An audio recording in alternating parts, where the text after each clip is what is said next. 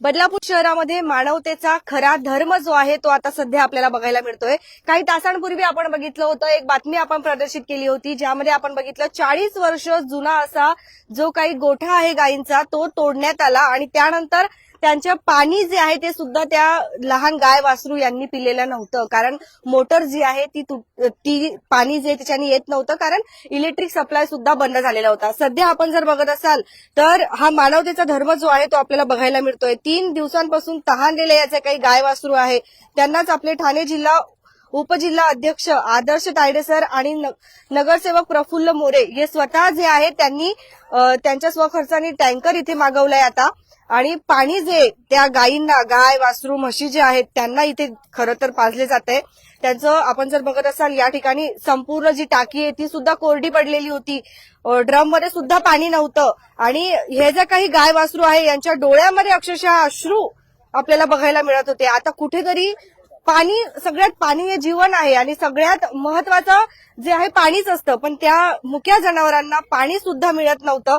हे जसं त्यांना माहिती मिळाली तसं ते स्वतः या ठिकाणी आले, आणि खरं तर हेच असतो मानवतेचा धर्म। आपण एरवी कितीही काम करा, काहीही करा, परंतु ज्या वेळेला आपण प्राणी मात्रांवरती दया दाखवतो त्यावेळेला नक्कीच परमेश्वर सुद्धा आपल्या सोबत असतो। आपण जर बघत असाल तर या ठिकाणी जे आहे आता या गायींना वरतून आपण छत तर देऊ शकत नाहीये, कारण त्या उन्हामध्ये आहेत, परंतु कमीत कमी त्यांची तहान जे आहे ती आता सध्या आपल्याला भागवताना बघायला मिळते। आदर्श तायडे सर आहेत, प्रफुल्ल मोरे आहेत, स्थानिक नगरसेवक आहेत प्रफुल्ल मोरे, ते सुद्धा आपल्याला इथे बघायला मिळत आहेत।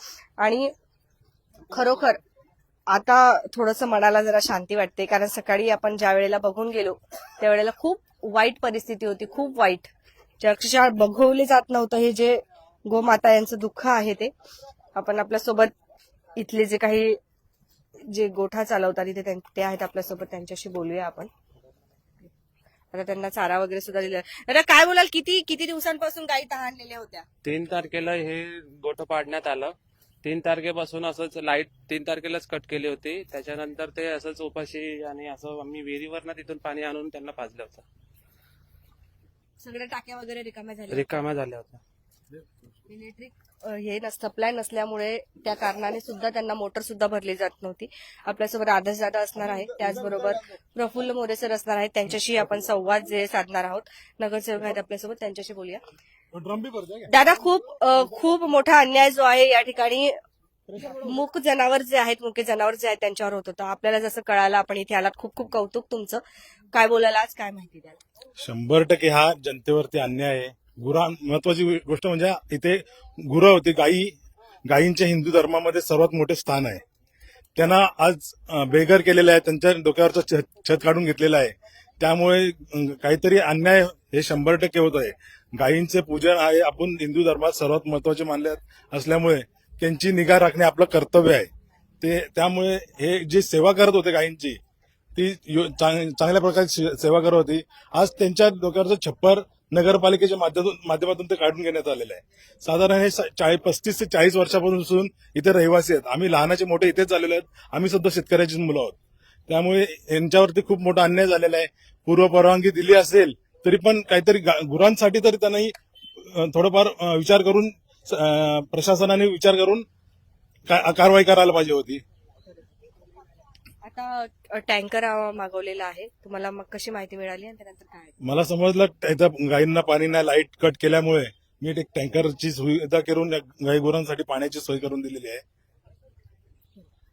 आदर्श दादा आपल्यासोबत असणार आहे, त्यांच्याशी संवाद साधूया। दादा, खूप कौतुक तुमचं। काय बोलायलाच, काय माहिती द्या? नाही, खऱ्या अर्थाने मागच्या आठवड्यात नगर परिषदेच्या माध्यमातून जी कारवाई झाली, खऱ्या अर्थाने नगर परिषदेच्या माध्यमातून म्हणण्यापेक्षा सन्मान्य हायकोर्टाने जो निर्देश दिला होता त्यानुसार ही कारवाई झाली असं प्रशासनाने आपल्या सर्वांना सांगितलेलं आहे। पण प्रशासनाने सुद्धा कारवाई करत असताना उदारमत भावाचा जो खऱ्या अर्थाने मुखडा आहे तो परिधान करून या ठिकाणी कारवाई केली पाहिजे होती, परंतु अनेक ठिकाणी असं झालेलं आहे। दुर्दैवाने सांगावं असं वाटतं की बऱ्याच ठिकाणी कारवाई ही दुर्दैवी असं म्हणायला पाहिजे। आज त्यातला हा एक तबेला होता आदरणीय प्रफुल्लदादा मोरे यांच्या वार्डातला म्हणजे प्रभाग क्रमांक 18 मधील हा तबेला आहे आणि हा तबेला इथे 40 वर्षांपासून आहे. आता ते म्हणतायत की त्यांच्याशी आम्ही बातचीत केली, प्रफुल्लदादांनी बातचीत केली, त्यांनी सांगितलं 1 महिन्यापूर्वी आम्हाला नोटीस दिली. परंतु आता मला एक सांगा, माणूस आहे, माणूस त्याचं सामान दुसरीकडे शिफ्ट करू शकतो, माणूस दुसरीकडे राहायला जाऊ शकतो, माणूस दुसरीकडे त्याची व्यवस्था करू शकतो, पण हे गुरं जाणार कुठे? आज जेव्हा प्रफुल्लदादाला मला हा विषय समजला त्यावेळेस प्रफुल्लदादांना मी कॉन्टॅक्ट केला, दादा आपल्याला तिकडे जायला पाहिजे, आणि प्रफुल्लदादांनी सुद्धा तत्परता दाखवली. मला अभिमान वाटतो. बघा, आमच्या भारतीय जनता पार्टीची संस्कृती आहे, आम्ही गाईला आईच म्हणणारी माणसं आहोत, आणि आमची आई जेव्हा उपाशी असेल, जेव्हा तिला तहान लागलेली असेल ना, तिथे प्रफुल्लदादा आणि माझ्यासारखा भूमिपुत्र त्या ठिकाणी 100% धावून जाईल. आणि सर्वात महत्वाची गोष्ट अशी आहे की आम्ही गाईला ज्या अर्थी आई म्हणतो त्यावेळेस तिथे पालन पोषण आणि संगोपनाची जबाबदारी सुद्धा आमचीच आहे, हे सुद्धा आम्ही यावेळी तुम्हाला सांगतो. आणि येणाऱ्या काळात सुद्धा असा हा एक तबेला आहे. अनेक ठिकाणी अशी परिस्थिती झालेली आहे ज्या ठिकाणी अनेक मुख्य प्राणी आहेत, अनेक ठिकाणी मुख्य जनावर आहेत, त्यांची सुद्धा अशी गैरसोय होते, आणि येणाऱ्या काळात आम्ही तिथे सुद्धा पोहोचणार आहोत, तिथे सुद्धा अशी व्यवस्था करणार आहोत. दादा, हा जो काही गायींचा गोठा आहे या ठिकाणी, आता यांना जे आहे हटवण्यात येणार असं सांगितले जात आहे, पण आता सुद्धा आपण बघतायत की सगळ्या गायी ज्या आहेत, म्हशी ज्या आहेत, त्या उन्हामध्ये आहेत. अर्थात आपण त्यांची तहान भागवलेली आहे, पण यासाठी देखील तुम्ही काही पुढाकार घेणार? नाही, 100% आदरणीय प्रफुल्लदादा मोरे असतील, आमच्या नगराध्यक्ष आदरणीय रुचिराताई घोरपडे, आदरणीय आमचे मार्गदर्शक राजेंद्रदादा घोरपडे जी असतील, आदरणीय आमदार किसन कतोरे साहेब असतील, या सर्वांशी चर्चा करू. आणि प्रफुल्लदादांच्या पुढाकाराने, कारण ते या ठिकाणी नगरसेवक आहेत, मी सुद्धा त्यांना विनंती केलेली आहे की आपण यासाठी काहीतरी केलं पाहिजे. आणि तुम्हाला सांगायला आनंद वाटतो की लवकरात लवकर भारतीय जनता पार्टीच्या माध्यमातून, आमच्या माध्यमातून या बदलापूर शहरात आज ही जी परिस्थिती उद्भवली, अचानक उद्भवलेली परिस्थिती आहे, संकट काही सांगून येत नसतं, पण माणूस त्याची व्यवस्था करू शकतो, जनावरण करू शकत नाही. त्यामुळे आम्ही यांच्यासाठी स्वतंत्र कोंडवाळा या शहरात उभारतो, हे तुमच्या माध्यमातून आज बदलापूरकरांना सांगतो. लवकरच कोंडवाळ्याचं काम आम्ही सुरू करू. त्या साईडला देखील काही कुटुंब उद्ध्वस्त झाली आहेत, ती बघूया आपण. करू. प्रफुल्लदादा पण असणार आहे, आपण तिकडे बातचीत. नक्कीच. छान. आपण एकदा इथे जर बघत असाल तर पाण्याच्या टँकरनी जे आहे त्यांच्या पूर्ण टाक्या या रिकाम्या झाल्या होत्या, आणि आधीच आपण जर बघत असाल तर म्हणजे खूप भयंकर अशी ही परिस्थिती होती. आणि आता ती जी काही टाकी आहे, त्यांची पिण्याच्या पाण्याची जी टाकी आहे, त्या टाकीमध्ये सध्या ते पाणी जे ते भरले जाते. बोला मॅडम, मी लाईव्ह मध्ये आहे.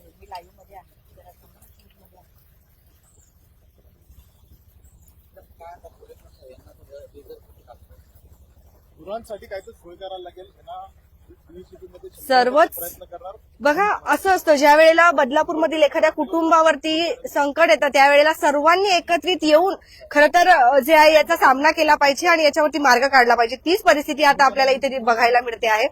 बहुजन युवा नेतृत्व निलेश दादा योगले सुद्धा या ठिकाणी आलेले आहेत. तुम्हा सगळ्यांचंच खूप खूप कौतुक, कारण अशाच परिस्थितीमध्ये खरं तर एकजूट येऊन सामना केला पाहिजे. दादा, काय बोलाल? कस काय भेट दिली, काय माहिती? काल माझी संभाजी शिंदे साहेब त्यांची भेट झाली. ते नगर विकासाचे हे आहेत, सभापती आहेत, तर त्यांना ही कल्पना दिलेली आहे मी की रहिवाशांवरती कारवाई झालेली आहे. मुळात रहिवाशांवरती कारवाई करण्याची काही गरज नव्हती. मुळात जे कमर्शियल प्रॉपर्टी आहेत, ज्या कमर्शियल प्रॉपर्टी अनधिकृत आहेत, त्यांच्यावरती कारवाईच्या संदर्भातली काही मोहीम होती, आणि त्यातल्या त्यात एसटीपीच्या संदर्भातला पण विषय होता. या सर्व बाबतीत काल त्यांच्याशी चर्चा झालेली आहे, राजन घोरपडे साहेबांशी बोलणं झालेलं आहे. उद्या आम्ही बहुजन मुक्ती पार्टीच्या माध्यमातून निवेदन देण्यासाठी जाणार आहोत. निवेदन दुपारी देणार आहोत. 12:30 वाजता आम्ही सावरकर पूल, जो नवरत्न हॉटेल जवळ आहे बदलापूर पूर्व, या ठिकाणी जमणार आहोत. तिकडून मग जाणार आहोत. मॅडमचं त्या ठिकाणी आम्ही त्यांचं स्वागत सुद्धा करायचं राहिले तर ते पण करणार. आणि त्याचबरोबर सर्व जेवढे पण बाधित आहेत, त्या प्रभावित लोकांची जाऊन भेट घेणार आहोत आणि त्यांना आमचं जे काही दुःख आहे ते त्यांना समजवणार आहे. याच्यामध्ये भूमिका आम्ही घेतलेली की आम्ही आमची एक वकिलांची टीम तयार केलेली आहे, जे आता 10 तारखेला याच एसटीपीची ही जी केस आहे नगरपालिकेची, त्या अनुषंगाने कोर्टामध्ये हिअरिंग आहे, तर त्याच्यामध्ये आम्ही हस्तक्षेप करणार आहेत. नगरपालिकेच्या वतीने जी काही चुकीची कारवाई झालेली आहे, अधिकृत बांधकामांवरती कारवाई झालेली आहे, 7/12वाल्यांवरती कारवाई झालेली आहे, तर याच्या विरोधात आम्ही आमची पण याचिका दाखल करणार आहोत. आणि उद्या निवेदन दिल्यानंतर आम्हाला समोरून मुख्याधिकारी आणि नगराध्यक्ष मॅडम यांचं ज्या पद्धतीने आम्हाला सहकार्य मिळेल किंवा त्यांच्या माध्यमातून जसं आम्हाला आश्वासन मिळेल